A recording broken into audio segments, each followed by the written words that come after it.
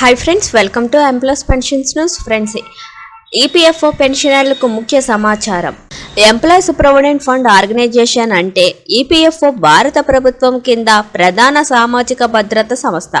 భారతదేశంలో ప్రొవిడెంట్ ఫండ్ను నియంత్రించడం మరియు నిర్వహించడం దీని బాధ్యత. ఇది వ్యవస్థీకృత రంగంలో పనిచేసే ఉద్యోగుల కోసం. మీరు ఈపీఎఫ్ఓ సభ్యులైతే మీరు 3 పథకాల ప్రయోజనం పొందుతారు.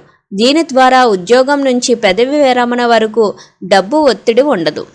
ఆ 3 పథకాలేంటో మనం ఇక్కడ తెలుసుకుందాం. EPFO provident fund. ఈపీఎఫ్ అనేది పదవి విరమణ పొదుపు పథకం. దీనిలో మీ జీతంలో కొంత భాగాన్ని ప్రతి నెల జమ చేస్తారు మరియు మీ కంపెనీ కూడా అదే మొత్తాన్ని ఇస్తుంది. ప్రస్తుతం ఈ ఖాతాపై 8.25% వార్షిక వడ్డీని అందుకుంటున్నారు. ఇది దీర్ఘకాలంలో పెద్ద నిధిని సృష్టించడంలో ముఖ్యమైన పాత్ర పోషిస్తుంది. ఈపీఎఫ్ ఖాతాలో డబ్బు జమ చేయడానికి నియమాలేంటో తెలుసుకుందాం. ప్రతి నెల ఈపీఎఫ్ఓ సభ్యులు ప్రాథమిక జీతం మరియు డిఏలో 12% ఈపీఎఫ్ ఖాతాలో జమ చేస్తారు. అదే మొత్తాన్ని యజమాని అంటే కంపెనీ జమ చేస్తుంది. అయితే కంపెనీ వాటా 2 భాగాలుగా విభజించబడుతుంది. ఈ 12%లోని 8.33% పెన్షన్ ఫండ్ ఈపీఎస్లో మరియు 3.67% ఈపీఎఫ్ ఖాతాలో జమ చేయబడుతుంది. ఇంకా రెండవది ఈపీఎస్ ఉద్యోగి పెన్షన్ స్కీమ్.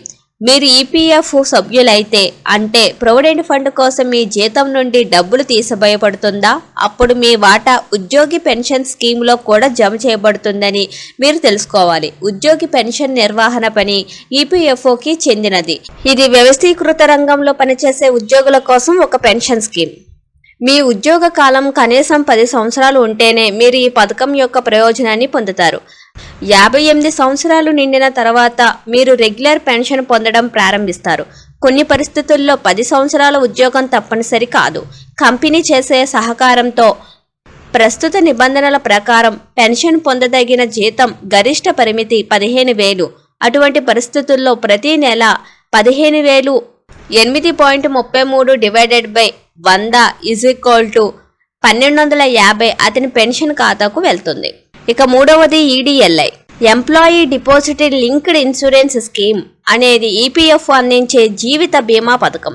ఇది వ్యవస్థీకృత రంగంలో పనిచేసే ఉద్యోగులకు జీవిత బీమా రక్షణను అందిస్తుంది. మీరు ఈ పథకానికి విరాళం ఇవ్వాల్సిన అవసరం లేదు, కానీ యజమాని ప్రతి నెల 0.5% జమ చేస్తాడు. ఈ పథకం కింద ఉద్యోగి సర్వీసు సమయంలో మరణిస్తే అతని కుటుంబానికి ఒకేసారి బీమా మొత్తం లభిస్తుంది. ఇది గరిష్టంగా 7 లక్షలు కావచ్చు. ఇది ఖాతాల్లో గత 12 నెలల బ్యాలెన్స్ ద్వారా నిర్ణయించబడుతుంది.